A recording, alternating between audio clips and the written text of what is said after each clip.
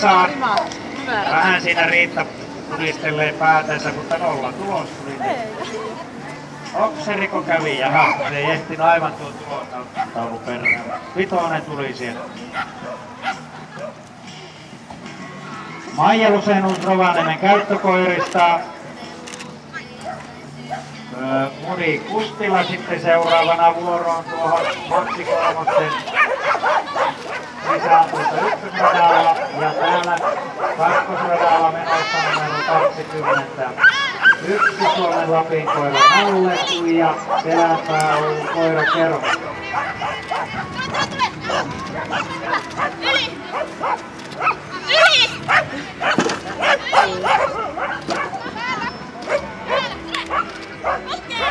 Tuossa on teillekin paha paikka, pitää jo olla. Maksi kolmoset. Kisa on mulla täällä koneella sitten.